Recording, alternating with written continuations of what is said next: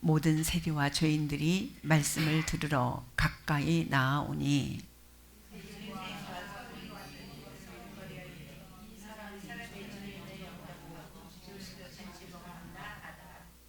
예수께서 그들에게 이 비유로 이르시되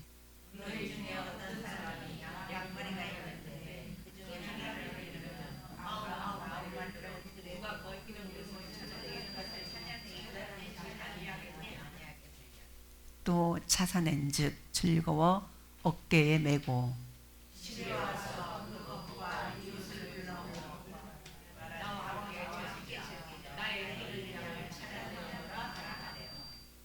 내가 너희에게 이르노니 이와 같이 죄인 한 사람이 회개하면 하늘에서는 회개할 것 없는 의인 99으로 말미암아 기뻐하는 것보다 더하리라.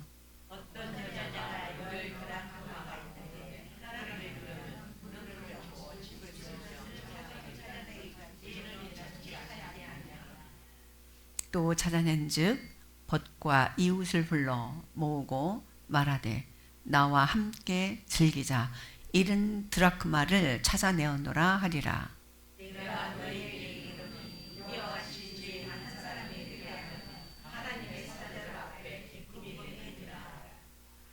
누가 내 이웃이 되겠는가?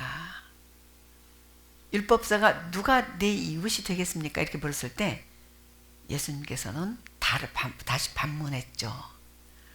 비유, 선한 사바나의 비유를 말씀하시면서 이 셋 중에 누가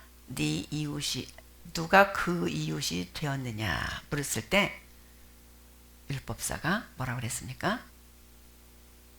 자비를 베푼 자이니이다 그랬죠. 그러면서 예수님 뭐라고 그래요? 너도 가서 이같이 하라 그랬죠. 이같이 하라 내용이 뭔가요? 이같이 하라 내용이 뭐였어요? 율법사가 잘 알고 대답했죠. 뭐라고 대답했어요? 네 마음을 다하며 목숨을 다하며 힘을 다하여 뜻을 다하여 주 너의 하나님을 사랑하라.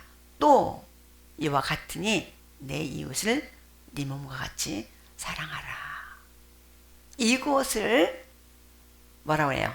너도 가서 이같이 하라. 그렇게 말씀하셨죠. 누가복음의 비유가 제가 15개 있다고 그랬는데 오늘 비유는 3가지가 나옵니다. 우리가 한 가지 비유, 잃은 아들의 비유는 읽지는 않았습니다.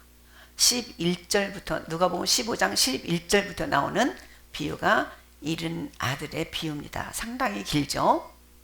네, 지금 이 장면은 뭐냐면은 세리와 죄인들과 예수님은 어울렸어요. 사랑하는 성도 여러분, 한번 질문하겠습니다. 여기에 교회에 나오신 분들은 죄인이었을까요? 아닐까요? 의인일까요? 네, 여러분 잘 아십니다. 교회는요, 죄 없는 사람들은 올 필요가 없어요. 여기에 나오신 분들은 다 죄인임을 압니다. 그런데 죄인임을 암과 동시에 죄인으로 끝나면 안 돼요. 그렇죠? 예수 그리스도의 은혜와 예수 그리스도의 십자가의 피로 말미암아 저와 여러분들은 그 죄인의 죄를 벗었습니다. 속죄함을 받았습니다. 할렐루야. 그래서 저와 여러분들은 의롭게 된 자들입니다. 죄인이었지만은 의롭게 된 자들이었다는 사실을 잊지 마시기 바랍니다. 예수님은 그래서 이 땅에 오셔가지고 죄인들하고 세리들하고 같이 지냈어요.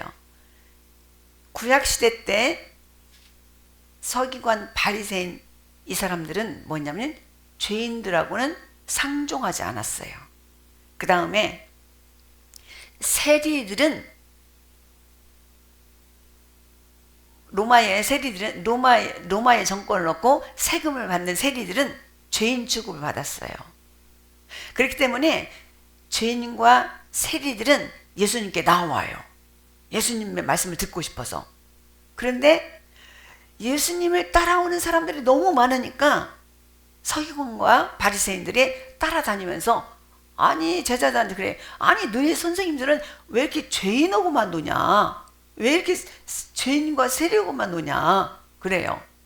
지금 세상 바깥 사람들은 저와 여러분들한테 그래요. 아이고 얼마나 죄가 많으면 교회 다닐까 그래요.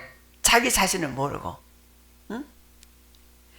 이날도 예수님 곁에는 두 무리가 있었습니다. 한쪽에는 세리와 죄인들, 다른 한쪽에는 바리새인과 서기관들이었습니다.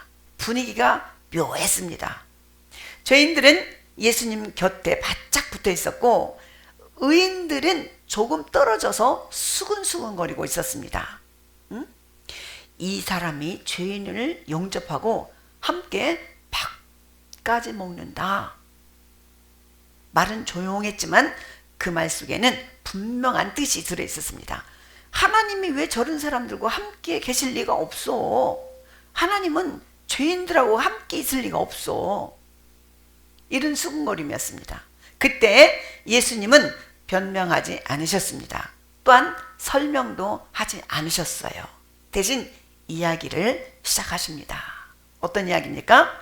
자, 첫 번째 이야기가 뭐냐면은 들판에서 길을 잃어버린 양에 대한 이야기를 해주십니다. 너희 중에 어떤 사람이 양 100마리를 가지고 있었는데 그 중에 한 마리를 잃어버렸어. 한 마리를 잃어버렸어요. 여러분 한번 생각해 보십시오. 지금 양은 우리에게 크게 와닿지 않습니다. 소 한 100마리가 있는데 한 마리 잊어버렸어요. 여러분 어떻게 할 겁니까? 99마리 우리에 놔두고 한 마리를 찾아다니겠죠. 네. 포기하겠습니까? 예수님의 이야기는 늘 이렇게 시작합니다. 아주 평범한 사람 이야기처럼 어느 목자에게 양이 100마리가 있는데 그날도 늘 그렇듯이 양을 몰고 들판에 나갔어요. 해가 기울 무렵 목자가 수를 세는데 한 마리, 두 마리, 세 마리. 돼지가 소풍 가가지고 아무리 세도 10마리가 안 되는 것, 그런 이야기가 아니고 100마리의 양을 이끌고 가서 양을 먹였는데 돌아올 때 보니까 한 마리가 부족해요. 99마리는 있는데 한 마리 어디 있을까? 분명히 양이 가시덤불 속에 갇혔거나 틀림없이 어려움 속에 있겠다 해서 양 99마리를 다 함께 모아놓고 한 마리를 찾아 나선 이야기입니다. 97마리, 98마리, 99마리, 한 마리가 사라졌습니다. 그러면은 거기 서서 기다릴까요? 아니면 찾아 나섰을까요? 예수님은 찾아 나섰다는 거예요. 길을 잘못 잘못 들었을 수도 있고 또 멀리 갔기 때문에 돌아오지 못할 상황도 있고 아니면 맹수한테 어떤 공격을 당했을 수도 있겠습니다만은 그러나 쉽게 생각하면 99마리가 더 중요하지 한 마리가 더 중요하지 않으니까 한 마리쯤 포기할 수 있지 않을까? 이런 생각도 할 수가 있겠죠. 그런데 이 목자는 99마리를 들에 두고 그 한 마리를 찾아 나섭니다. 밤이 깊어지고 가시덤불에 옷이 찢기고 양의 울음소리가 들릴 때까지 그 목자는 멈추지 않습니다. 그리고 마침내 떨고 있는 양을 발견합니다. 목자는 그 양을 혼내지 않습니다. 왜 혼자 갔느냐고 따지지도 않습니다. 그저 조용히 들어 올려 어깨에 메고 그리고 말합니다. 잃은 양을 찾았으니까 나와 함께 어떻게 하자? 즐기자. 내가 잃은 양을 찾았다. 예수님은 말씀하십니다. 이와 같이 죄인 하나가 회개하면 하늘에서 기쁜, 회개할 것 없는 99명보다도 더 기쁜 일이다, 이렇게 말씀하십니다. 사랑하는 성도 여러분, 여기서 굉장히 우리가 깊이 생각할 부분이 있습니다. 여러분들도 깊이 한번 생각해 보시기 바랍니다. 두 번째 이야기가 시작됩니다. 집 안에서 어떤 여인이 5천만 원을 갖고 있었어요. 5천만 원을 갖고 있었는데, 아니 5천만 원이면 너무 약한가요? 1억을 갖고 있었어요. 1억을 가지고 있었는데 돈이 이렇게 우리가 생각하는 다발이 아니고 금화로 돼 있어요. 여러분, 요즘에 금 한 돈에 얼마라고요? 100만 원이래요. 100만 원. 이만큼에 100만 원이라는 거예요. 그러니까 이 금덩어리 10개를 가지고 있다가 금덩어리 하나를 잃어버렸어요. 여러분들, 그냥 하나 잃어버렸으니까 한 1억쯤 되는데 하나 잃어버렸으니까 그냥 안 찾고 놔둬버리죠. 밤새 찾았다는 거예요. 응? 동전 하나가 사라졌어요. 동전은 도망가지도 않아요. 스스로 돌아올 수도 없어요. 그냥 어떻게 그냥 어둠 속에 떨어져 있을 뿐이에요. 여인은 가만히 앉아 있지 않았습니다. 등불을 켭니다. 집을 쓸기 시작합니다. 먼지가 날리고 바닥이 손이 더러워질 때까지 동전을 찾기 위해서 밤새 찾습니다. 마침내 찾았습니다. 아니, 발이 달리지 않은 이상 집 안에서 잃어버린 그 금덩어리가 어디 가겠어요? 그 자리가 있겠죠. 그런데 주인이 찾지 않으면은 그 어둠 속에 그냥 갇힌 그대로 있고, 찾으면은 찾아지게 되어 있습니다. 두 번째 이야기가 끝났습니다.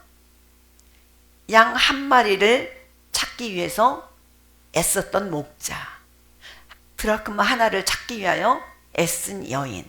이야기는 시작됩니다. 아직도 이야기 끝나지 않았어요. 11절부터 시작되는 얘기가 뭐냐면 잃은 양의 비유입니다.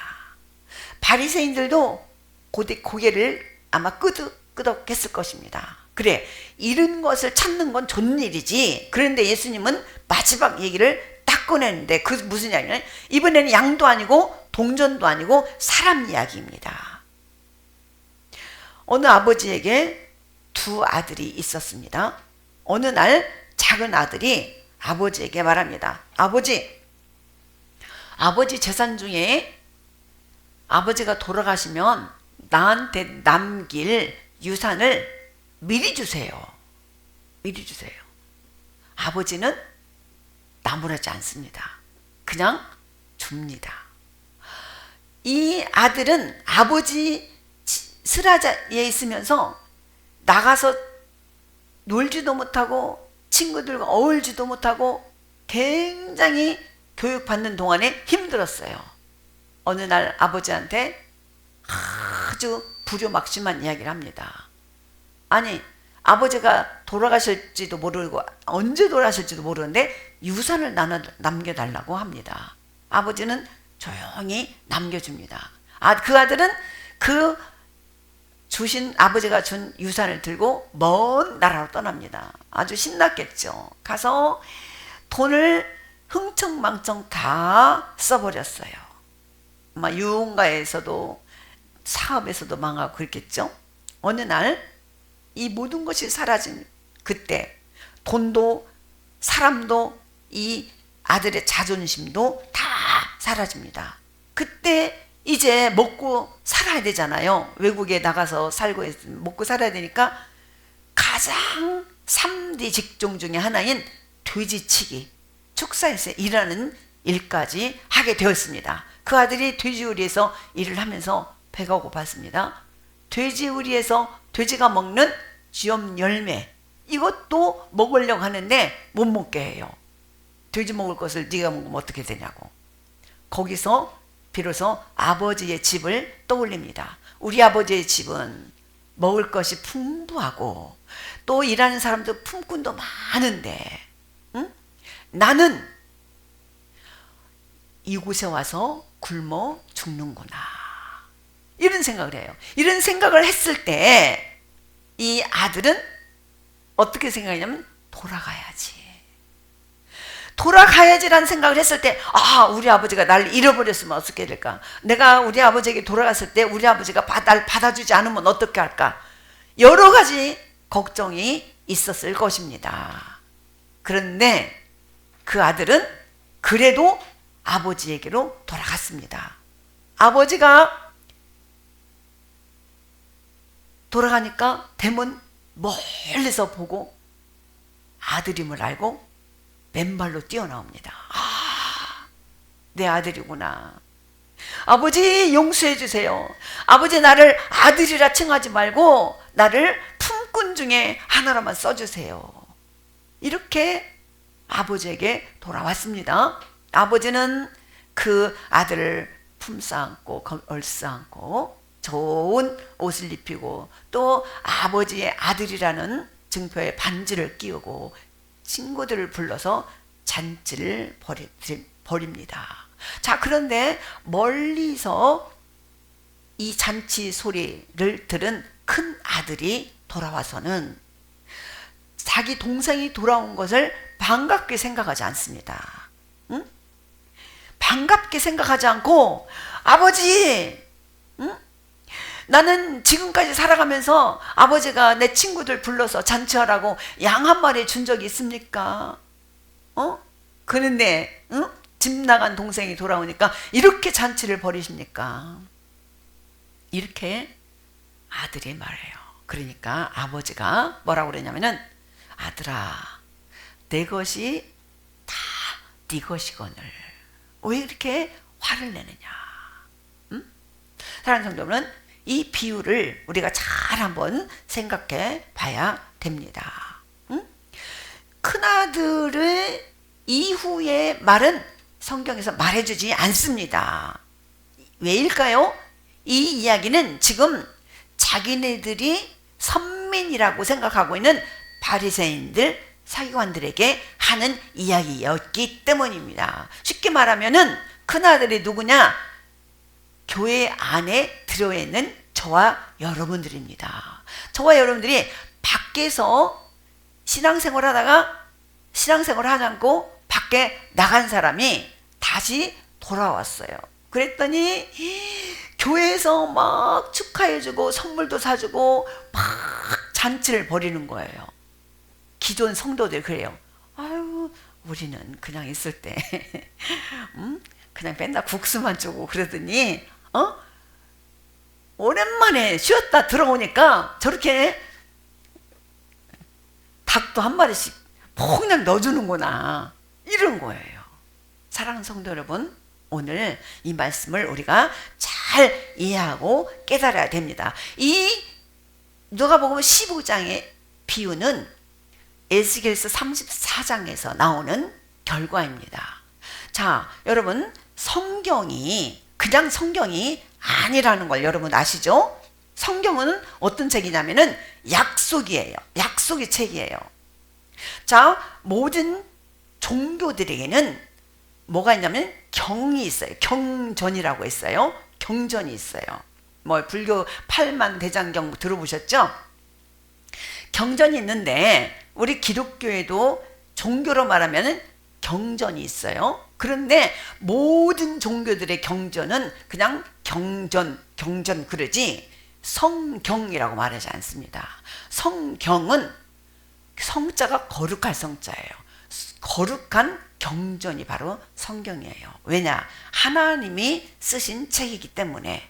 그래서 거룩하다는 것은 우리가 잘 알다시피 구별되다. 그래서 성경은 모든 경전보다도 구별된 경전이다. 이렇게 기억하시면 됩니다. 자, 성경은 66권으로 되어 있습니다. 구약과 신약으로 나눠져 있죠. 구약, 옛날 약속, 신약, 지금 새로운 약속. 응?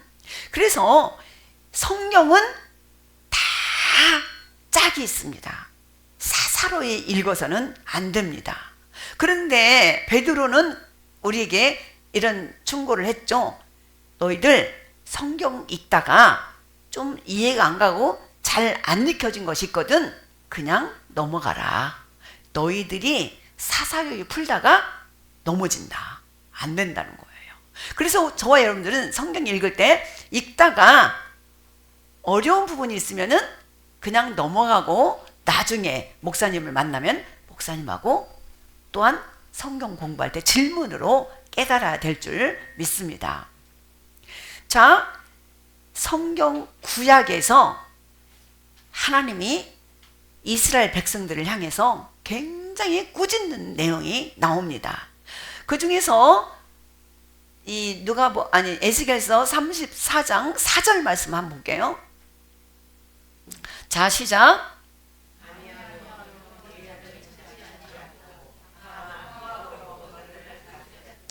34장 4절 다시 한번 시작. 너희가 그 연약한 자를 강하게 하지 아니하였고 병든 자를 고치지 아니하였으며 상한 자를 싸매주지도 않았고 쫓기는 자들에게 돌아오게 하지 아니하며 잃어버린 자를 찾지 아니하고 다만 포악으로 그것을 다스렸다. 지금 이 구약 에스겔서 34장에 있는 그 내용을 예수님께서 신약에 오셔가지고 누가복음 15장에서 성취하는 내용이에요.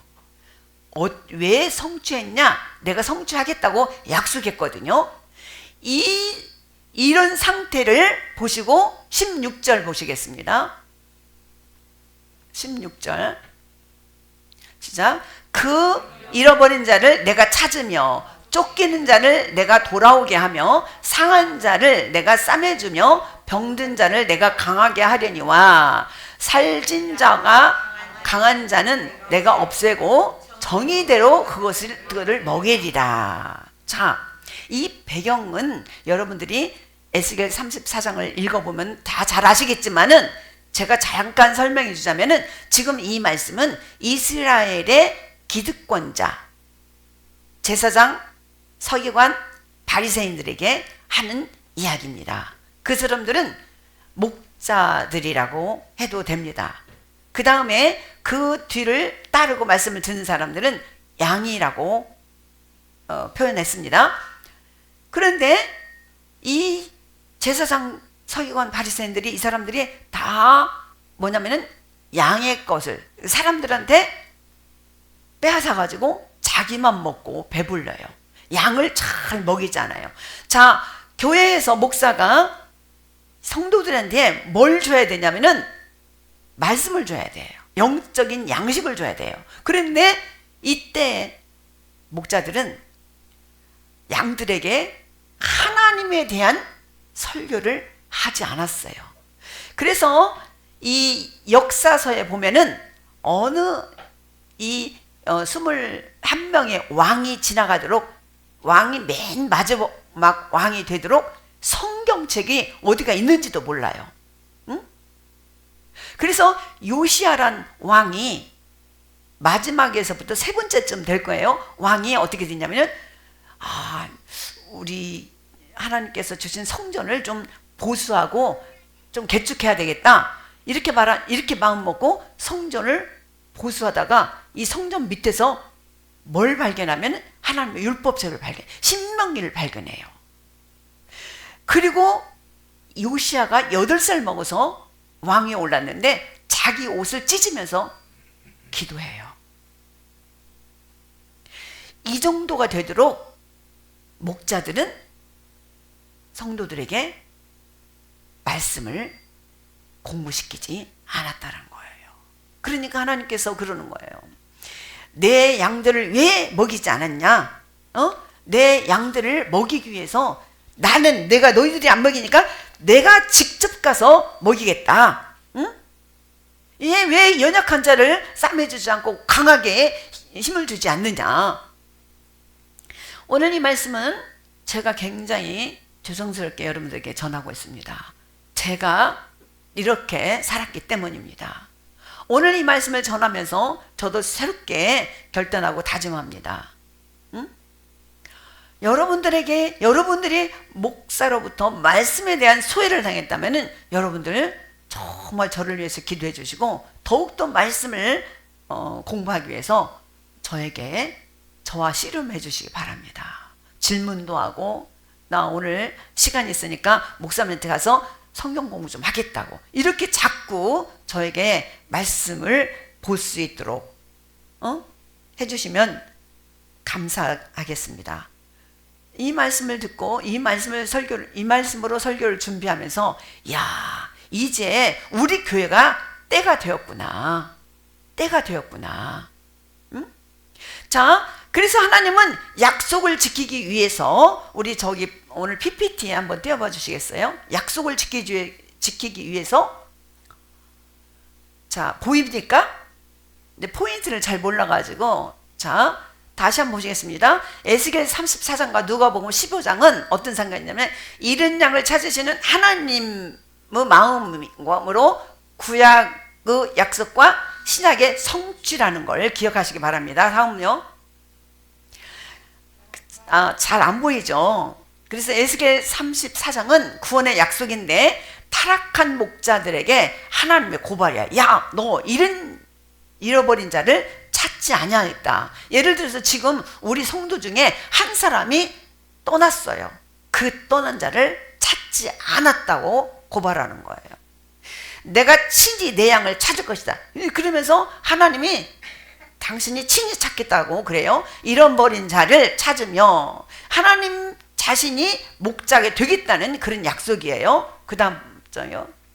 그래서 한 마리 양을 위해 99마리를 두고 찾을 때까지 포기하지 않는 사람이 바로 하나님이고, 어깨에 메고 돌아오는 회복의 장면, 이것이 바로 15장 에스겔 34장 약속의 성취입니다.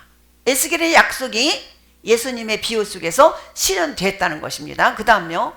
자, 구약과 신약의 도표를 보면은요, 34장에서는 내가 찾겠다, 이런 양을 향한 하나님의 결단이죠. 그래서 하나님께서 예수님이라는 이름으로 성육신 몸을 입고 이 땅에 오셔가지고 누가복음 15장에서 목자가 직접 찾아 나서 실행한 그 내용입니다. 잔치와 기쁨으로 이 이야기는 마무리됩니다. 자, 오늘 설교 말씀의 핵심을 보시겠습니다. 구원은 양들이 돌아오는 사건이 아닙니다. 하나님이 잃은 자를 찾아오신 사건이에요. 예수님은 에스겔 약속을 몸으로 살아내신 분입니다. 사랑하는 성도 여러분, 오늘 말씀을 정리해 보겠습니다.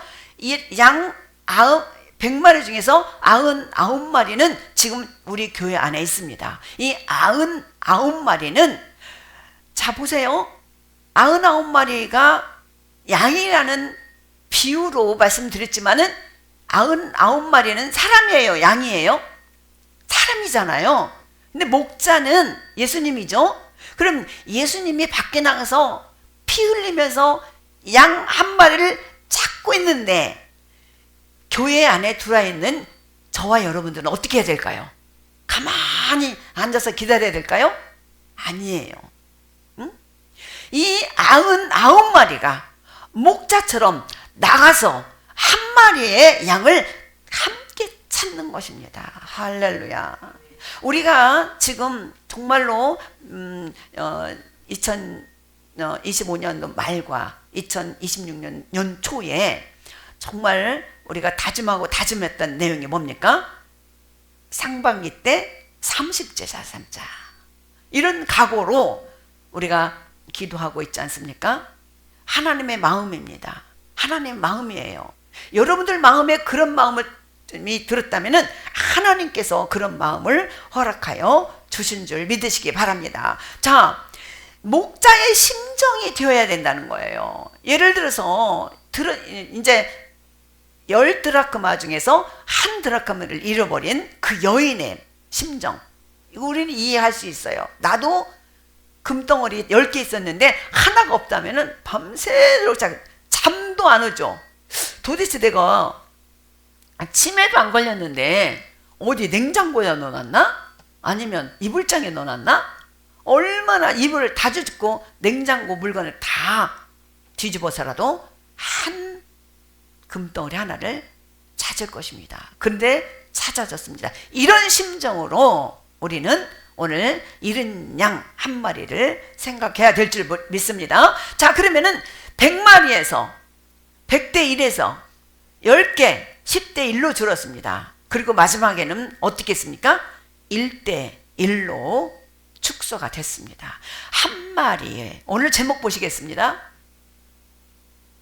오늘 제목이 뭐죠? 끝까지 찾으시는 하나님. 끝까지 찾으시는 하나님이에요. 한 100마리 중에 99마리가 있으니까 한 마리는 그냥 패스 아닙니다.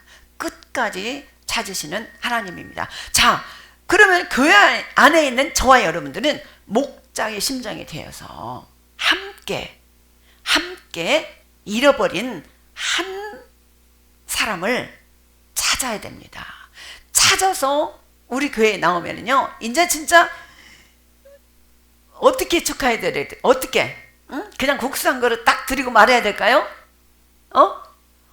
진짜 격하게 축하해주고, 예수님이 이제 우리 즐기자 했던 그 마음대로 우리가 한 분을 우리 교회 안에 들어오셨다면 그분을 위해서 우리가 잔치를 하고 즐겨야 될 줄 믿습니다.